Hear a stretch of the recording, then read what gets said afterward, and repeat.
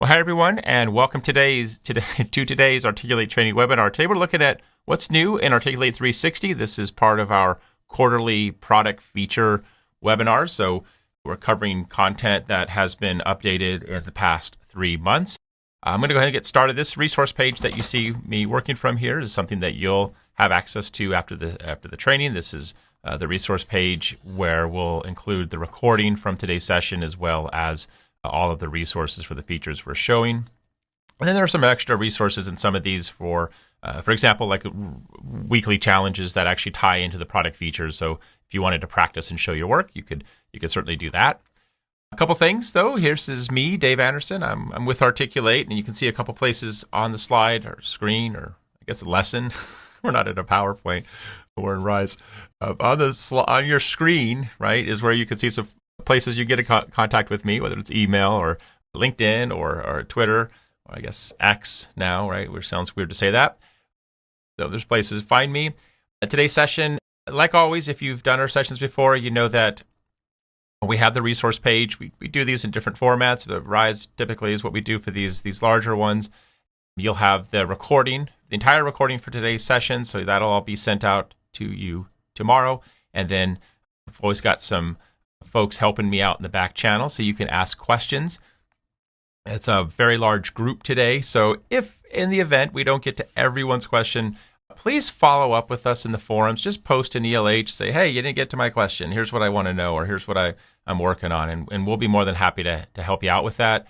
It's likely we won't get to everyone today, just considering the size of today's session. I don't think this happens as much with Zoom. We typically see this more a little bit with GoToWebinar, which is what we normally use. But if you have any audio or issues, audio or video, things are a little chunky, you could try re-logging in. I know in GoToWebinar that pretty much fixes the issue every time, or just about every time.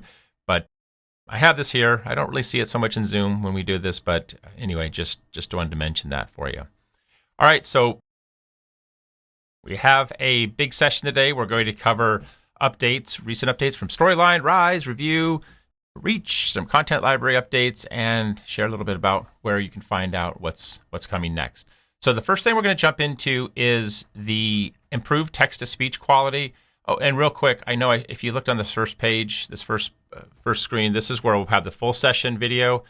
But what I started doing over the last couple of days was recording some individual just single videos that'll help support if you don't want to watch the entire webinar. So I'll update this as well afterwards, but you'll have all that tomorrow. That'll be in your inbox tomorrow.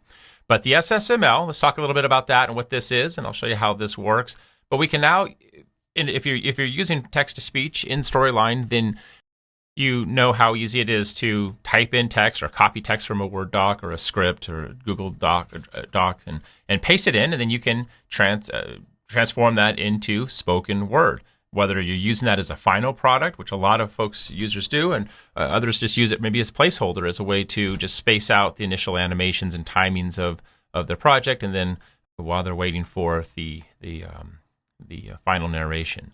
But what we can now do is add tags to the text-to-speech, so you can actually customize how that text is going to play back. You can add pauses, you can emphasize words, you can make some words louder, some softer. So let me show you how this works. It's going to be important that you also reference the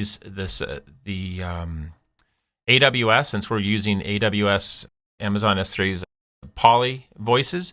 And so you'll see the supported tags. So some of the voices have access to other tags, while the new neural voices don't have as many access. It doesn't have as many tags that they support currently.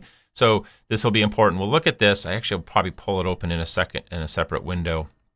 But if I pull it open real quick, the supported tags, so you can see where each of these tags, if it's supported or not. So this is the tag, and I'll show you how this works. We'll go through a little bit of this. And the neural voices are the new updated higher quality voices. So they're not going to support all of these tags as of yet, but you can see whether or not it supports the tag.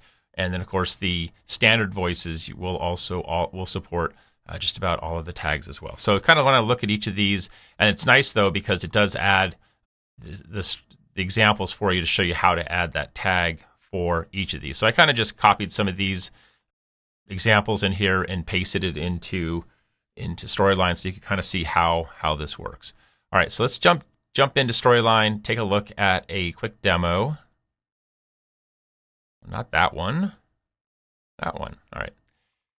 All right, so let's look at how this works. So essentially, we're going to add tags into the text-to-speech window to create those emphasis or those different change in tone or style for the voice. So real quick, we've got a simple little paragraph here. Mary had a little lamb, and we have the version with the tag. So what I'll do is I'll create two versions, two audio clips real quick, so you can see this and then hear what that difference is. I also have it down here in the notes, because when you put it in the notes, I can copy that directly to the insert text to speech. So let's add the first one. I could either copy this, Control-C to copy, or I can just copy it up from the notes panel when I open my text to speech. So we'll go to Insert, and we'll bring in our audio. So audio, and below that is text to speech. So we'll create a new one, and let's see. English, United States, and looks like I was playing around with some different ones. So I can either paste it in, just Control-V to paste it, or I can copy it from the slide notes, which again is copying it from the notes tab down here. So I'll just copy that. Mary had a little lamb, great, insert, and that's going to be audio, text-to-speech audio 1. So I'll add a button real quick, and we'll say play normal. I'm just going to call it normal, because normal means there's no text formatting whatsoever. So new trigger, and we'll say play media, text to speech. Now let's add it with the tags. So I'll leave everything right here, but let's open up, insert a new text to speech. So new audio text to speech, and I'll copy it up this time. But now we have those tags right here. So the most important tag first is to add that speak tag. So you need to enclose your text in with that speak tag. So I'm just going to type in a bracket, speak, closed, and then hit a new line. And then I'll also add that closing bracket down here. Make sure to have that trailing slash right there, right? And then when you see the colors turn purple like that, then, or is that pink or purple, somewhere around there between the two, then you know you have the correct tag. So one of the biggest issues with this is just not adding the right tags. So the S tag is a pause tag. So you can see not only do I have it here on the slide, but this is also what we have in those SSML tags that are supported for the Amazon. So it'll show you what each tag does and how to customize it. So we're just going to add that text around each of the sentences, right? Each of the lines. So bracket, S, closed bracket, and then we'll come and put bracket, closed, S, close. So we need to close that tag. So when we close it, it's only applying to what's in between those two tags. And then we'll do the same thing for the next one. So bracket, S, bracket, and then bracket, close bracket. Right? So there's what we have, and we don't have it on the last one. And then click OK, or insert. So that's going to give us our second audio clip, and so we can then insert a new button, and then we'll call this one with tags. Okay, and then I'll add a new trigger and play it, and then we'll just hear the difference between the two real quick. And there's a lot of other ways we can customize these. So button 2, button 1. All right, and you should hear the audio. It should come out while we do this. Okay, so here's our first one. Mary had a little lamb whose fleece was white as snow, and everywhere that Mary went, the lamb was sure to go. Right, so a common challenge when working with text-to-speech, right, is that it's just kind of running through the entire sentence. So here it is with the tags, and this is the one on the right that we're going to play now. Mary had a little lamb whose fleece was white as snow, and everywhere that Mary went, the lamb was sure to go. Okay, so you can hear how that pause takes effect, and that's where these tags can become really super helpful. You have tags for adding breaks or equivalent of a longer break between paragraphs. So you can have the paragraph break. We've got breaks for what they call the DRC, the dynamic range. This is a neat one because this is going to add a compression or threshold to the audio. So it's going to bring all the lows up and the highs down, and it's going to have more of that compressed sort of radio sound to it. So I'll play this one. You can just hear this one real quick too. what it's going to do, the first half of the sentence, the first part of the sentence will be read normal. Some audio is difficult to hear. And then the second half is going to be a little stronger. It's going to be fuller. There's going to be less range, but it's going to have a stronger sound.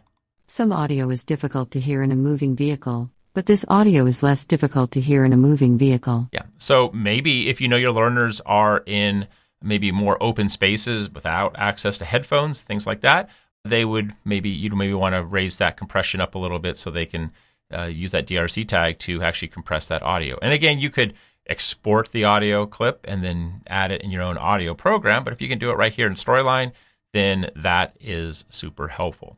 All right, that's really it. The big thing is, and it happens even when I was going through these all the time, what happens is sometimes you just type in the tag wrong. And so you might get, it just doesn't work, or you see the color coding is off in here. That's going to tell you, if I select it, right click, text to speech, right? So, wrong one. Text to speech. So you'll want to look for these clean tags right there. And then, of course, once you have those tags inside, make sure you're hitting the closing bracket tag as well. All right, but that reference page in the resource guide is going to be super helpful.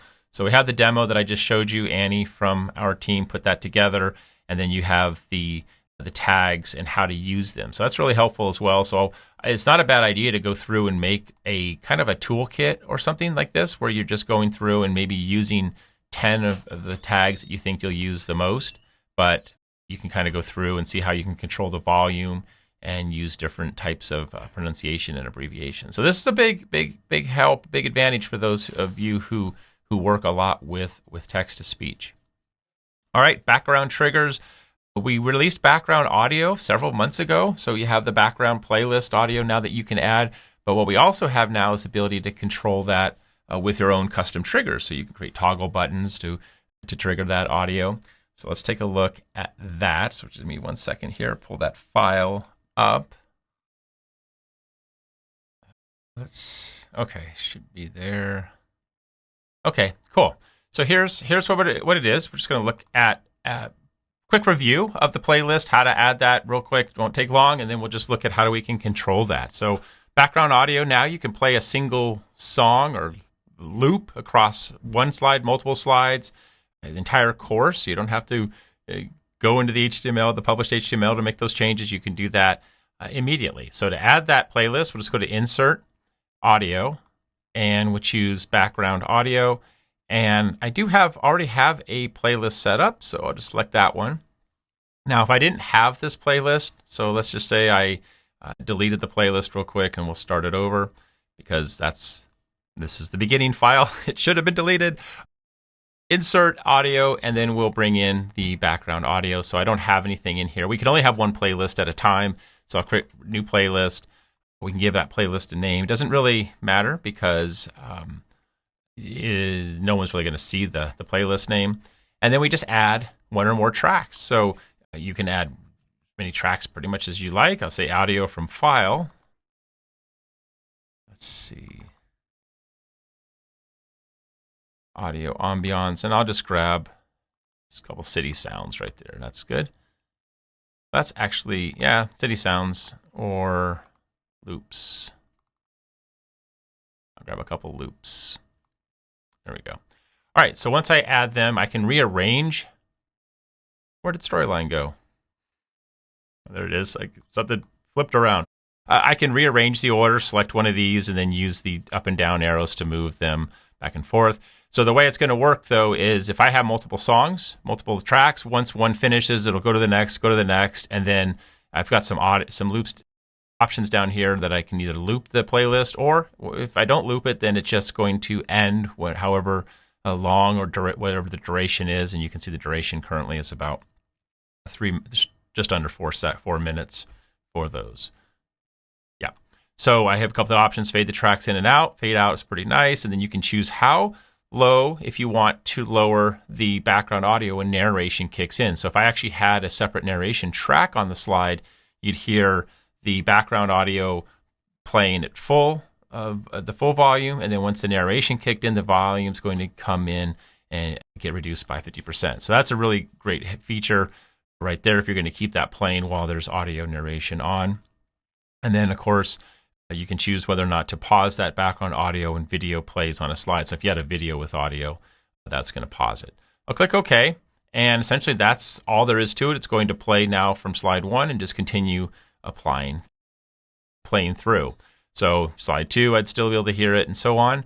But what I can do then now is add a button, and I can access these triggers for controlling the audio on and off. So we'll say by background on, and then we'll make one called button on, and then we'll make one called button off. So Control D to duplicate, and we'll make that one off. And of course, you can create your own toggle buttons for this. You can make something a lot fancier. I just want to show you that trigger. So select the button, and then of course it's a trigger, so we'll know where to go find those. So open up our triggers, and then we're going to ask ourselves again, what is it we want to do? Well, if you know that there's a trigger now for background audio, we can come down here and say stop media, and the media would be here, Dave's Jams. So we could say stop it when user clicks. Oh, actually, we'd say play. I'm sorry. Play media, Dave's Jams, when user clicks button on, and then we can have the stop to play. So we say pause or stop the music. So pause and stop, two different options right there. Pause and stop. Pause is going to, if you pause the audio and then you click play again, it's going to resume that background audio or regular audio from wherever it was paused. If you click stop, it sort of it does reset it back to the beginning. So kind of a difference in the two of how those work. So I'll say pause when user clicks button off. And that's all there is to it. So preview it real quick, take a look at it. Now we also have another way that learners can control the audio that it doesn't require you to build buttons, right? So buttons are just a custom option that gives you even more control over that. But I'll also show you on the player here that you actually have background audio toggle controls on the player that learners can actually access using shortcuts. So there's those background tunes. It's on, click off. Now it's off. Background on. And it continues going on and off like that. But we also have the options here for our settings, and you can see the background audio down here. Now, if you don't see this, you have to enable that in the player settings. So I'll show you where we can find that. But essentially, that's now something that the learners can access using a keyboard shortcut, which is Control-Alt-A. So you could include a note on like a little in the getting started for the course, the shortcuts that they can use to access those. But if you don't see that down there, then let me just show you where to find that. You'd go up to the player. We just need to make sure that the accessibility controls are on for our player, and you'll find that down here in the bottom left, accessibility controls. So I don't believe that's by the default player. I don't believe that's on by default, so it's unchecked. So just need to check it, and then you'll have access to those controls, and you can turn that on or off. Okay, and finally, real quick, if let's say here's one scenario that you should be aware of. So let's say the background audio is playing, and the learner, you create your own custom buttons, whether the custom buttons or you're using the player controls, and the learner pauses or turns it off, right? The background's off. And then when you jump to the next slide, if it's off, the learner turns it off on say, slide 1.2, and you go to slide 0.13, it's still going to be off. It's not going to go back on until the learner initiates that to turn on, or you might have a timeline trigger that says play audio. But I probably wouldn't do that, because if the learner is turning off the audio, then they probably don't want to hear it at that point. So, but when you move from slide to slide, it's going to remember the settings. So if it's on slide 1.2 and you go to 1.3, then it's still going to remember that as well. And there's the one with the audio, with the narration, but essentially it's going to reduce that. All right, well, that's how you can add background audio and control the background audio with your sound, with your background, with your triggers to control that background audio. So what is back up here? All right, so finally, in our last but not least in Storyline for today's session is we're going to look at the 64-bit version of Storyline. So this is available now. You can test this, run this side by side with Storyline. It's actually, let's pull open this. You can run this with your 32-bit app as well. So you can see that, well, I actually have them both installed already, but you'll see a beta category here in your Articulate 360 app. You can just install it like you would, right? Just like Peek or anything, install it, and then you'll have both of these running together. Now, if you've seen my files for today, you see that I've been working in the 64-bit, and you think, well, how does he know that? How do you know this is 64-bit?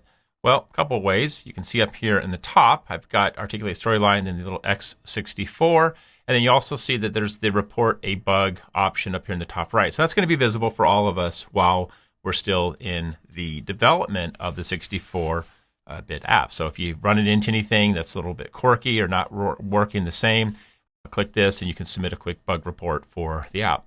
Now, a couple things to think about, a couple things to note. There are a couple things that are not available in the 64-bit currently. So the one thing that's not in it is the screen recording. So if you're doing a lot of screen recording, yes, you'll see everything here for screen recording.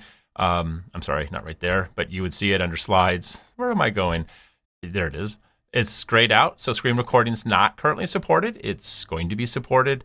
There are a couple things also like webcam reporting. I was actually doing my session last week, and I didn't realize web recording wasn't part of 64. I think I was doing the video session, and I'm sitting there, yep, let's go ahead and insert video from webcam, and it wasn't in there. So that I pretty much assumed pretty quickly that it was not part of the 64, because there's just a couple things missing. But the screen recording and the webcam recording are the two big ones that are not currently available.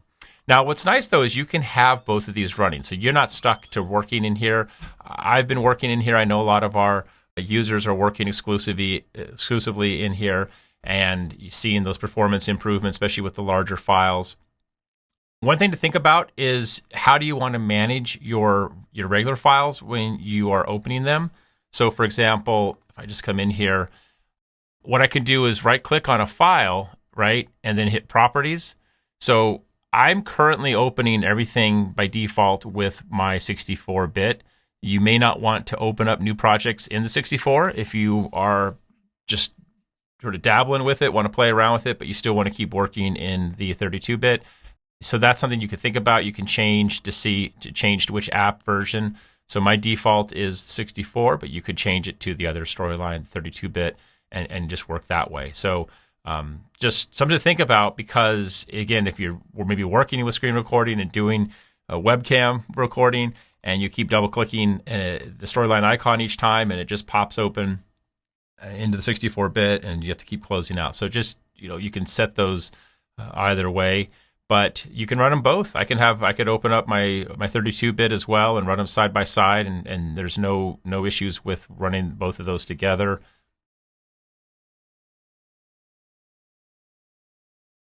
Sorry, I was just reading one of the comments. There is some important with larger files, especially like the one that I was working on right here. I'm absolutely noticing a faster workflow with this. Again, it's going to kind of depend on your project file. I think things like certainly like opening and closing and publishing and just moving around the whole app work really well. And I'm actually, just so you know, also I'm on my Mac, so I'm actually running Windows, my Storyline 64-bit version in Windows 11, but on my MacBook. So again, still runs great. Enjoying it, having pretty much nonstop in this app, except for when I have to do my screen recording and obviously webcam recording. But try that out, and again, just give us any feedback, because it is still in beta, so it's not a full release. They're still working on it, but hit that bug report a bug, and you can let us know what's happening with your files. Okay, so I think that wraps up our Storyline features. Let's keep on rolling, and now we'll look at Rise 360. So before we get too far into Rise with the new features, I want to circle back to something we looked at a couple months ago, and that was the sharing content with the team folders. So when we shared that, I think that was about 2-3 months ago, October, we've made some updates. You gave us some feedback, and so we made a few significant updates in terms of how that dashboard looks. So I just wanted to highlight some of those changes, and then we'll keep on moving here. So let me pull open, I think I actually have a different browser here. Right. So what we'll notice, you'll notice here is this sidebar is a little different now. We have separated some things, renamed some things, hopefully made this a lot easier to navigate. I think one of the most important is the private. So this used to be called personal, and we renamed it to private, which means it means the same thing, but hopefully this emphasizes now that this content here is your personal content and it's not being shared. So if you tried to share either a folder or a specific course in here, right? If I wanted to share that, I could share it with a user. I must already be in a share folder, I guess. Let's do this. I'm going to create a new one. It'll be private to me. Let's just say first course. And I'll leave this out. I want to pop back in here because I want to show you the little alert that you're going to get if you try to share this and let you know where it's going. Okay, so here's the course I just created. If I wanted to share this one and show it, it's automatically going to move it from my private to the team folder. So whenever you create any content, that content's unique to you. That's all just in your private folder, even if you're part of a Teams account with 2 people on the team or 1,000 people.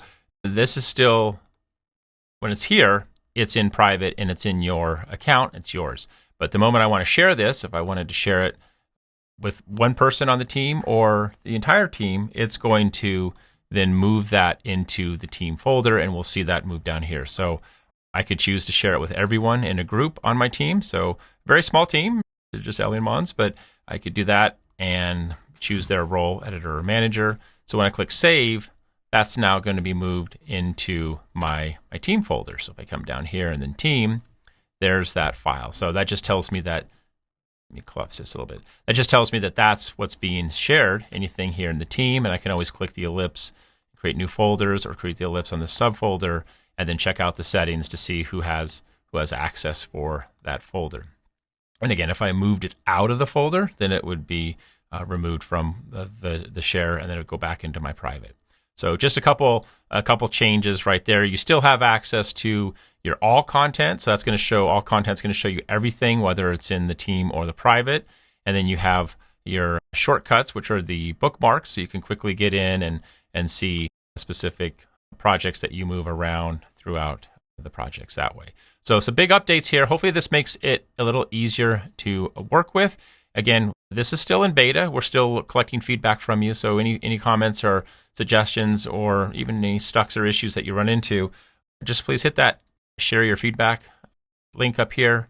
Let us know what you see, what's happening, and we really appreciate that because, again, we're trying to get this into your hands a little bit earlier, but that sometimes means that we haven't fully fleshed everything out on our end. So we're trying to get you into that process a lot earlier, which I think is working.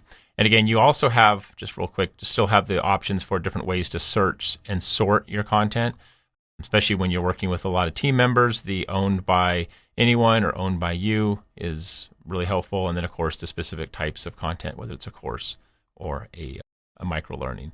So updated share settings as well as the dashboard here for managing your projects. Okay, so we do have a couple of neat new changes here that hopefully makes editing and working with customizing the blocks a lot easier and faster for you. We have the block settings in general, the way we now make those changes to each of the blocks, and then we'll have the linked padding settings. So I'll show you both of these together just since they're really kind of part of the same process. So let's jump back into Rise here, and we can just work with this course that I just created. All right, so I'm just going to edit one of these lessons so we can get in here. So we made a few changes. Again, I know recently we made some block customization options. We had moved the format tabs, everything up here to the top right, so you had everything over here. We heard from you. Some folks really loud and clear that didn't make sense to have the formatting and the style all over here to the right? So this is kind of how we're navigating and moving content around, duplicating, moving, and deleting. And so what you'll see here is we removed those formats for the style and format. So they're now over here on the left. So you have the format options and the style options. So what we also did here that really makes, I think, this helpful is that these are one-click menus, which means you don't have any extra tabs to click. So if you want to change your style, you've got your color, you've got your theme, your font, your tint, your custom color. So that's all right here within the style option. And then you also have the format option. So what this also ties into is our linked padding. So you have the little link icon down here. You can either link them or unlink them. So the benefit to linking them is that when locked, the top and the bottom are going to, you're controlling both the top padding and the bottom padding together.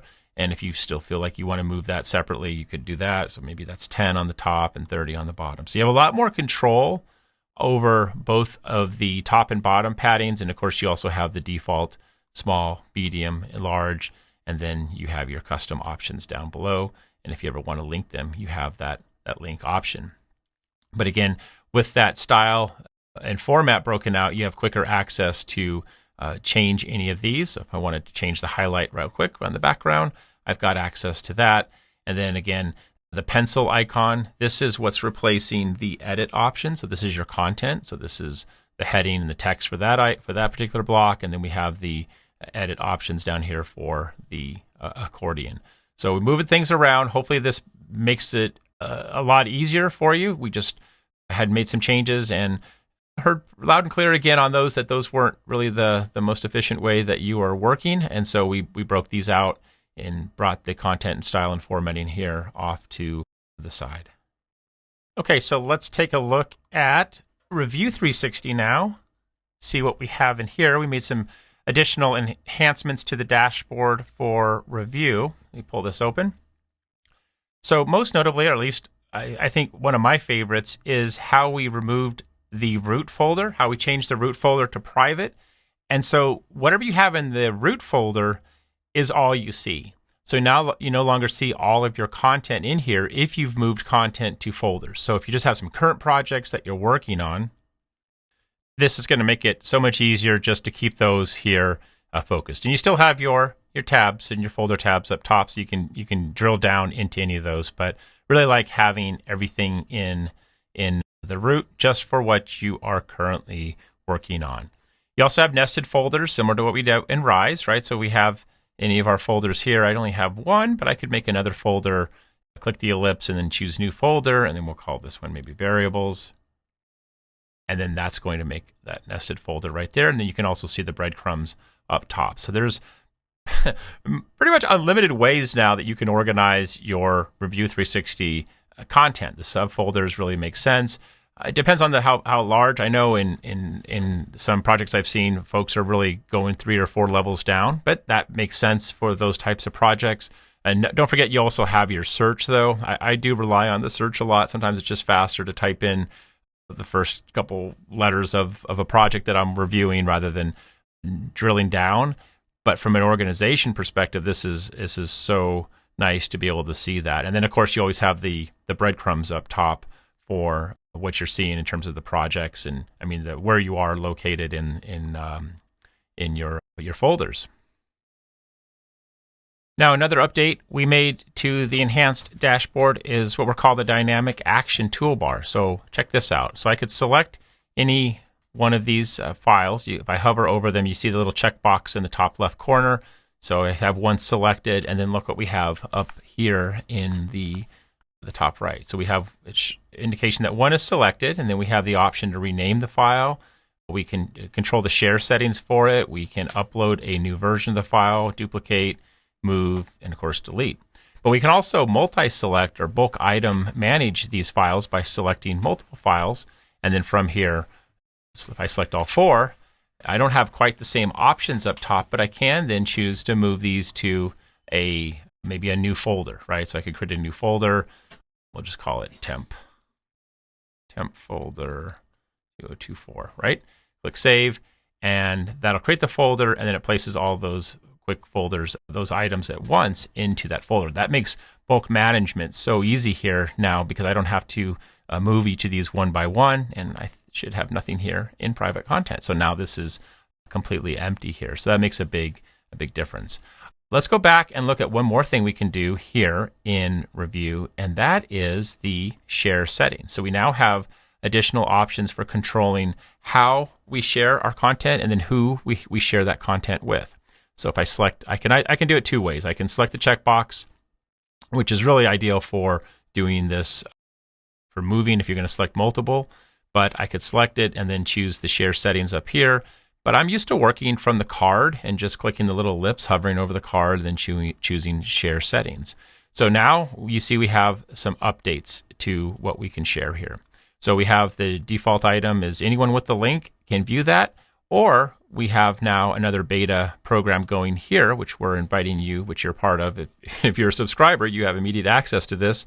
You can choose specific users to share that with, right? So we could then type in email addresses for any of those folks that we want to invite, who we want to share that content with. But now we have better control over who's going to view that content. So it's not just a single password for controlling access, and now we can have specific users be invited into that project. So anyone with the link. And then, of course, we can set the password as you used to be able to do. But having this as a invited users, nice little touch for a better control over who's going to have access to your files. All right, so with that, let's discard my edits and let's jump into Reach 360 updates. Where is... I think this is my Reach. There we go. Yep, here we are in Reach. So a couple updates here in Reach. Some new updates that I think are going to be really well appreciated for those of you who are using Reach. First off, we can now create and manage custom certificates. So you can customize the certificates learners receive when they complete a course or complete the learning path. So real quick, to do that, we would just come over here to Manage, and we want to hit Settings. So under Settings, just scroll down, and then you can see at the very bottom down here, we have the custom certificate option. So I already have one certificate created, so I can continue creating additional, but here's one with a custom logo, and I can go ahead and set this as my default certificate. Or if you're just getting started, let's just do this. I'm going to delete my certificate, delete the certificate, and we'll just start over here. It won't take long. So come back over here, and from the settings, you'll see if you haven't created one yet, you'll see that you have the option here to create the certificate. So we'll create that certificate, give it a name, and we'll say, I'm going to call it CommStar Co, right? Because that'll be the first one we create. And we can customize some of the aspects here for what we see. First, I think, which is probably one of the most important, is that just being able to add your own custom logo to the certificate. So I'll turn that on. And then once I do that, then I'm asked to go ahead and upload an image. So I'll go find an image. So I should have one here, logo and CommStar. So that's going to add the logo. A couple things here on the logo, though. You want to make sure that you have that logo, that image of the logo, as tight as possible. You don't want a lot of extra white space on either side, because what that's going to do is just shrink the logo.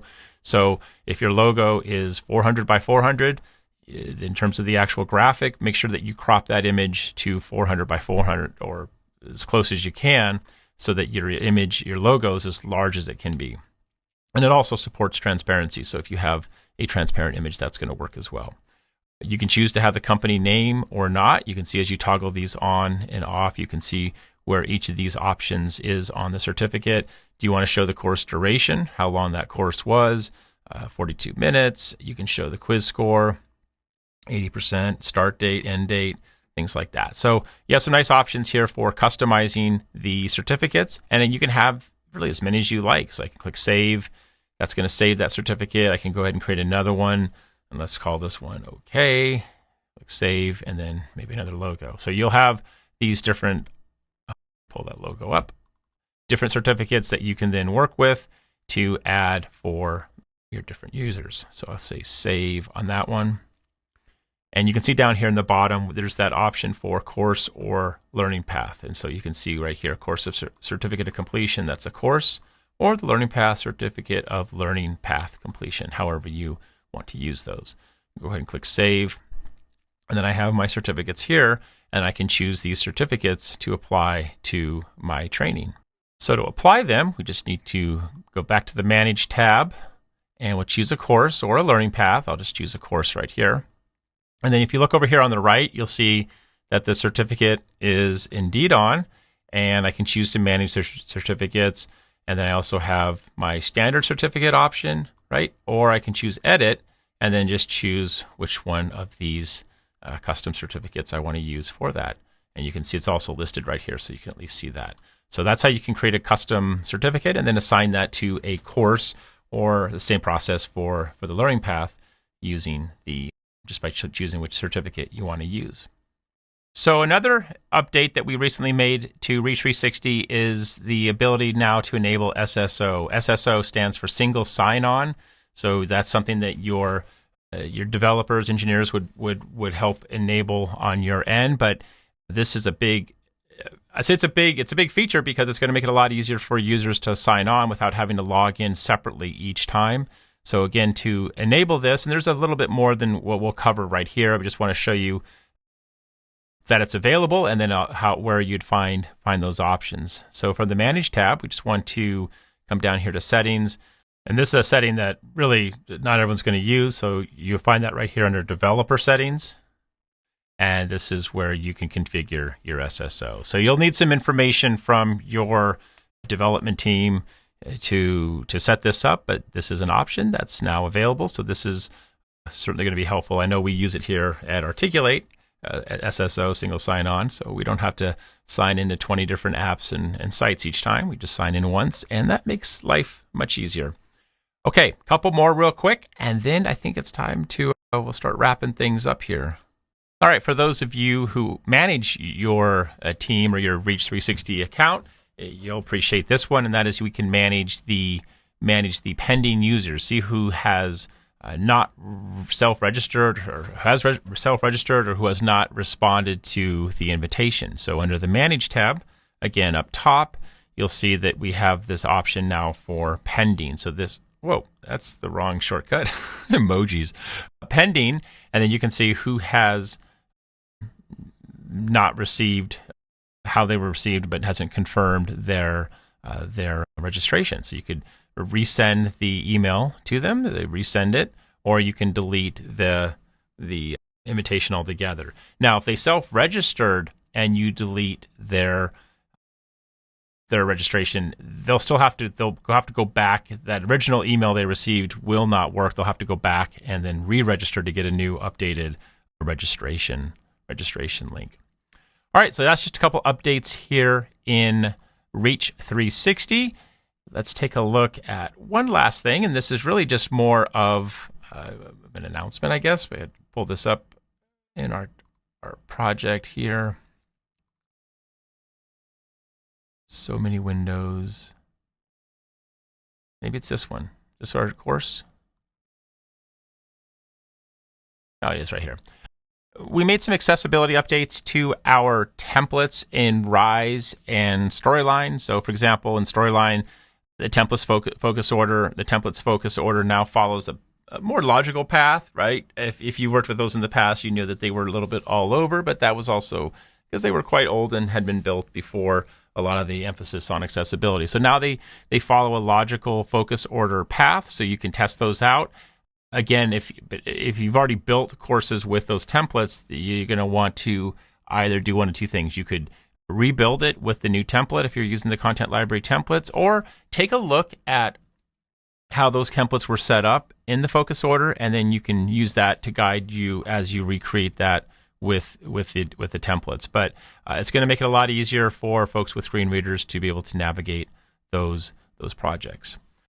Okay, folks. Well, that is it for today's session. We covered quite a bit in Storyline, certainly in Rise, and then also looked at some review updates with the shared links and the folders, enhanced dashboard, product content updates, the accessibility updates to the Content Library templates, Reach updates.